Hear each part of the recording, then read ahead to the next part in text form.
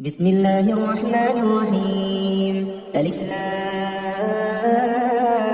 را. تلك آيات الكتاب المبين. إنا أنزلناه قرآنا عربيا لعلكم تعقلون.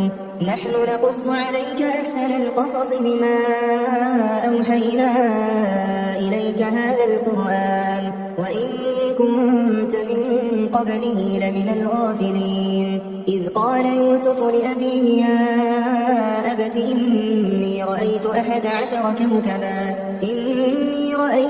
عشر كوكبا والشمس والقمر رأيتهم لي ساجدين.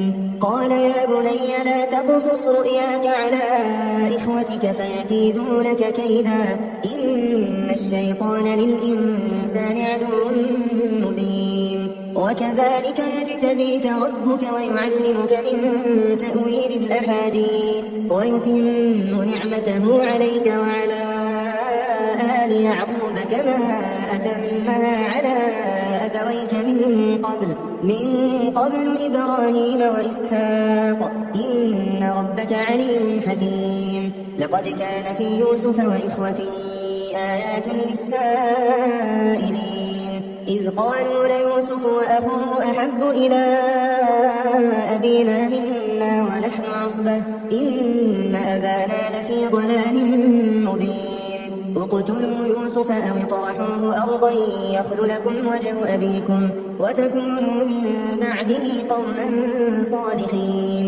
قال قائل منهم لا تقتلوا يوسف وألقوه في غيابة الجب يلتقطه بعض السيارة إن كنتم فاعلين. قالوا يا أبانا ما لك لا تأمنا على يوسف وإنا له لناصحون أرسله معنا غدا يرتع ويلعب وإنا له لحافظون.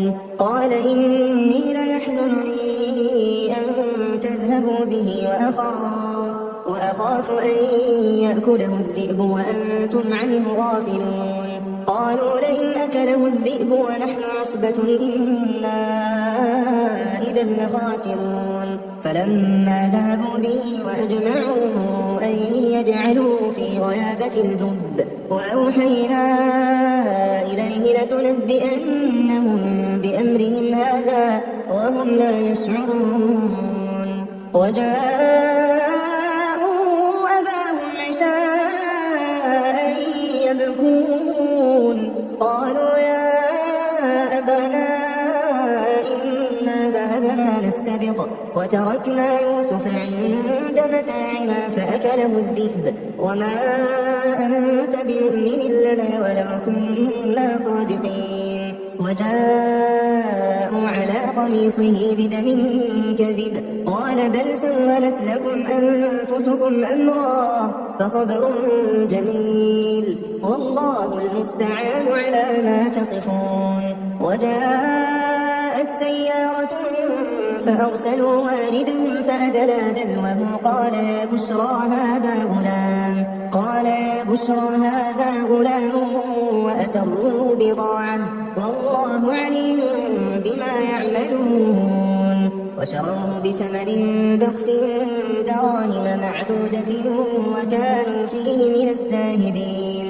وقال الذي اشتراه من مصر لامرأته أكرمي مثواه عسى أن ينفعنا أو نتخذه ولدا وكذلك مكنا ليوسف في الأرض ولنعلمه من تأويل الأحاديث والله غالب على أمره ولكن أكثر الناس لا يعلمون. ولما بلغ أشده آتيناه حكما وعلما وكذلك نجزي المحسنين.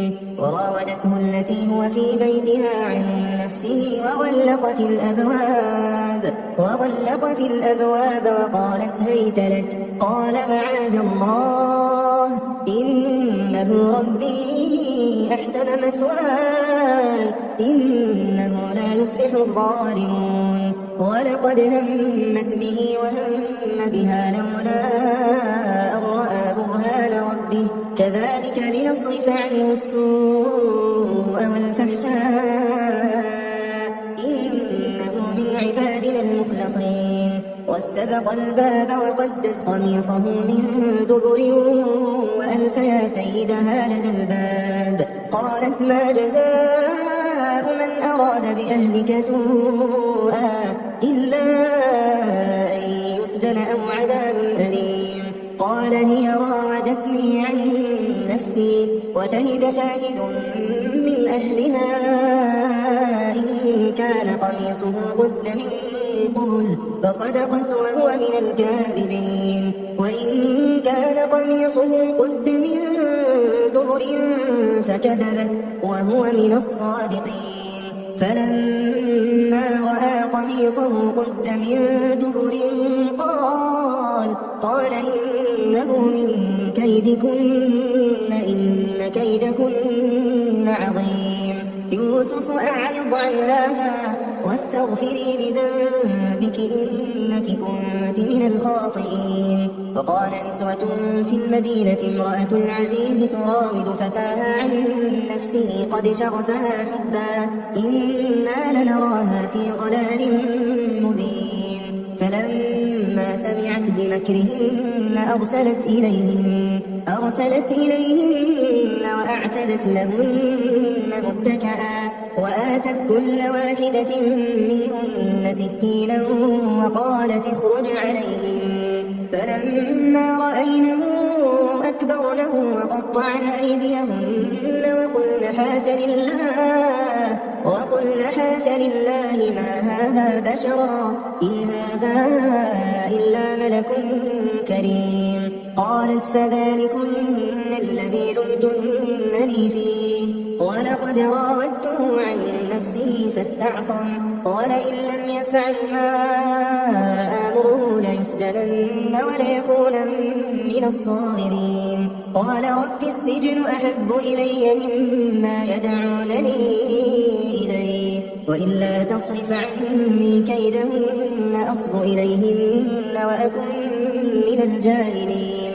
فاستجاب له ربه فصرف عنه كيدهن إنه هو السميع العليم. ثم بدا لهم من بعد ما رأوا الآيات ليسجننه حتى حين. ودخل معه السجن فتيان قال أحدهما إني أراني أعصر خمرا وقال الآخر إني أراني أحمل فوق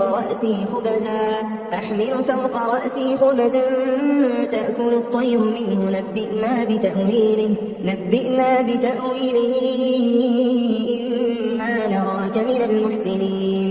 قال لا يأتيكما طعام ترزقانه إلا نبأتكما بتأويله قبل أن يأتيكما ذلكما مما علمني ربي إني تركت ملة قوم لا يؤمنون بالله وهم بالآخرة هم كافرون واتبعت ملة آبائي إبراهيم وإسحاق ويعقوب ما كان لنا أن نشرك بالله من شيء ذلك من فضل الله علينا وعلى الناس ولكن أكثر الناس لا يشكرون.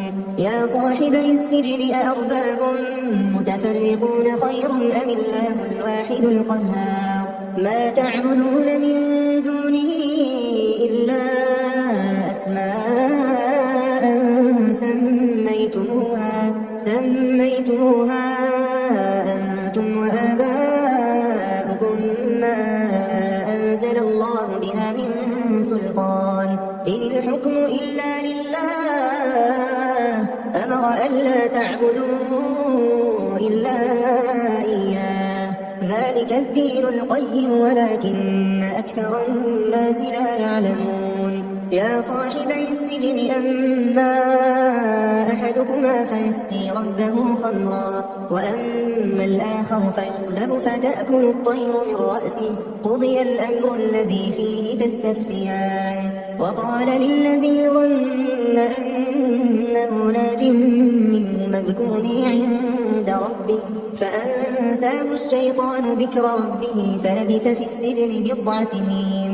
وقال الملك إني أرى 7 بقرات سمان يأكلهن 7 عجاف و7 سنبلات خضر وأخر يابسات.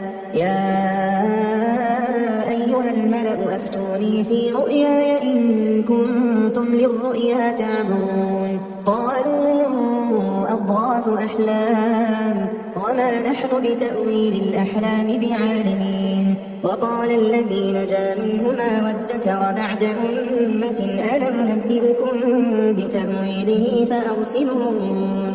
يوسف أيها الصديق أفتنا في 7 بقرات سمان يأكلهن 7 عجاف و7 سنبلات خضر وأخر يابسات لعلي أرجع إلى الناس لعلهم يعلمون. قال تزرعون 7 سنين دأبا فما حصدتم فذروه في سنبله إلا قليلا مما تأكلون. ثم يأتي من بعد ذلك 7 شداد يأكلن ما قدمتم لهن إلا قليلا مما تحصنون. ثم يأتي من بعد ذلك عام فيه يغاث الناس وفيه يعصرون. وقال الملك ائتوني به فلما جاءه الرسول قال ارجع إلى ربك فاسأله ما بال النسوة اللاتي قطعن أيديهن إن ربي بكيدهن عليم. قال ما خطبكن إذ راوتن يوسف عن نفسه قلن حاش لله ما علمنا عليه من سوء. قالت امرأة العزيز الآن حصحص الحق أنا راودته عن نفسه وإنه لمن الصادقين. ذلك ليعلم أني لم أخنه بالغيب وأن الله لا يهدي كيد الخائنين.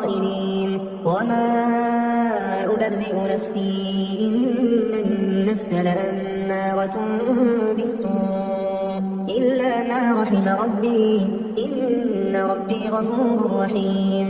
وقال الملك ائتوني به أستخلصه لنفسي فلما كلمه قال إنك اليوم لدينا مكين أمين.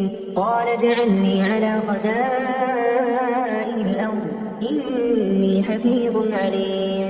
وكذلك مكنا ليوسف في الأرض يتبوأ منها حيث يشاء نصيب برحمتنا من نشاء ولا نضيع أجر المحسنين. ولأجر الآخرة خير للذين آمنوا وكانوا يتقون. وجاء إخوة يوسف فدخلوا عليه فعرفهم وهم له منكرون. ولما جهزهم بجهازهم قال ائتوني بأخ لكم من أبيكم ألا ترون أني أوفي الكيل وأنا خير المنزلين. فإن لم تأتوني به فلا كيل لكم عندي ولا تقربون. قالوا سنراود عنه أباه وإنا لفاعلون. وقال لفتيانه جعلوا بضاعتهم في رحالهم لعلهم يعرفونها إذا انقلبوا إلى أهلهم لعلهم يرجعون. فلما رجعوا إلى أبيهم قالوا يا أبانا منع منا الكيل فأرسل معنا أخانا نكتل وإنا له لحافظون. قال هل آمنكم عليه إلا كما أمنتكم على أخيه من قبل فالله خير حافظا وهو أرحم الراحمين. ولما فتحوا متاعهم وجدوا بضاعتهم ردت إليهم قالوا يا أبانا ما نبغي هذه بضاعتنا ردت إلينا ونمير أهلنا ونحفظ أخانا ونزداد كيل بعير ذلك كيل يسير. قال لن أرسله معكم حتى تؤتون موثقا من الله لتأتونني به إلا أن يحاط بكم. فلما آتوه موثقهم قال الله على ما نقول وكيل. وقال يا بني لا تدخلوا من باب واحد وادخلوا من أبواب متفرقة وما أغني عنكم من الله من شيء إن الحكم إلا لله عليه توكلت وعليه فليتوكل المتوكلون. ولما دخلوا من حيث أمرهم أبوهم ما كان يغني عنهم من الله من شيء إلا حاجة في نفس يعقوب قضاها وإنه لذو علم لما علمناه ولكن أكثر الناس لا يعلمون. ولما دخلوا على يوسف آوى إليه أخاه قال إني أنا أخوك فلا تبتئس بما كانوا يعملون. فلما جهزهم بجهازهم جعل السقاية في رحل أخيه ثم أذن مؤذن أيتها العير إنكم لسارقون. قالوا وأقبلوا عليهم ماذا تفقدون؟ قالوا نفقد صواع الملك ولمن جاء به حمل بعير وأنا به زعيم. قالوا تالله لقد علمتم ما جئنا لنفسد في الأرض وما كنا سارقين. قالوا فما جزاؤه إن كنتم كاذبين؟ قالوا جزاؤه من وجد في رحله فهو جزاؤه كذلك نجزي الظالمين. فبدأ بأوعيتهم قبل وعاء أخيه ثم استخرجها من وعاء أخيه كذلك كدنا ليوسف ما كان ليأخذ أخاه في دين الملك إلا أن يشاء الله نرفع درجات من نشاء وفوق كل ذي علم عليم. قالوا إن يسرق فقد سرق أخ له من قبل فأسرها يوسف في نفسه ولم يبدها لهم قال أنتم شر مكانا والله أعلم بما تصفون. قالوا يا أيها العزيز إن له أبا شيخا كبيرا فخذ أحدنا مكانه إنا نراك من المحسنين. قال معاذ الله أن نأخذ إلا من وجدنا متاعنا عنده إنا إذا لظالمون. فلما استيئسوا منه خلصوا نجيا قال كبيرهم ألم تعلموا أن أباكم قد أخذ عليكم موثقا من الله ومن قبل ما فرطتم في يوسف فلن أبرح الأرض حتى يأذن لي أبي أو يحكم الله لي وهو خير الحاكمين. ارجعوا إلى أبيكم فقولوا